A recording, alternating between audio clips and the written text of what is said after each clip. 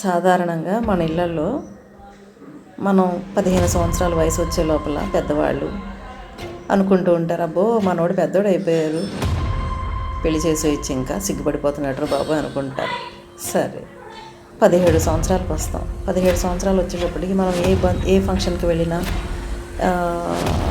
ఏ సందర్భంలో బంధువులను కలిసినా మన పేరెంట్స్ వాళ్ళు అనుకుంటారు, అబ్బో సంబంధాలు చూస్తున్నారా, ఏమైనా సంబంధాలు చూడమంటారా అని అంటారు, జోకులు వేసుకుంటారు. సరే, 18 సంవత్సరాలకు వచ్చాం. 18 సంవత్సరాలకు వచ్చేటప్పటికి మన గవర్నమెంటే 18 సంవత్సరాల తర్వాత పెళ్లి చేసి వచ్చిన అఫీషియల్గా డిక్లరేషన్ ఇచ్చేస్తుంది కదా, 18 సంవత్సరాలకు కూడా అఫీషియల్గా పెళ్లి చేసుకోవచ్చు అన్నది కన్ఫామ్. తర్వాత 18, 20, 24 మధ్యలో ఉంటాం. ఎందుకు మంచి వయసు, పలానా చోట పిల్లుంది, పలానా చోట పిల్లోడు ఉన్నాడు, చూసేయమంటారా, చేసేద్దామా ఈ వేసవకాలం అని మన అమ్మ తల్లిదండ్రులతోటి ఎవరో ఒకళ్ళు కుల పెద్దలు, సమాజంలో ఉన్నవాళ్ళు, ఇంటి పక్కల వాళ్ళు చెప్తూ ఉంటారు. మనం నవ్వుకుని తప్పుకుంటాం.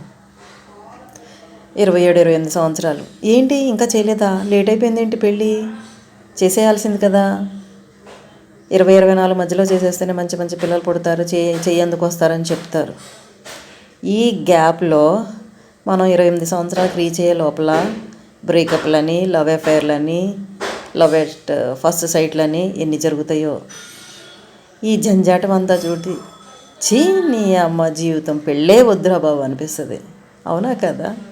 ఈ ఎక్స్పీరియన్స్ ఎవరికైనా జరిగినా, ఫీల్ అయినా కామెంట్ చేయండి, లైక్ చేయండి, సబ్స్క్రైబ్ చేయండి. ఇంతకీ అఫీషియల్గా పెళ్లి చేసుకునే వయసు 18 సంవత్సరాలు దాటి ఉండాలి. అవునా కాదా?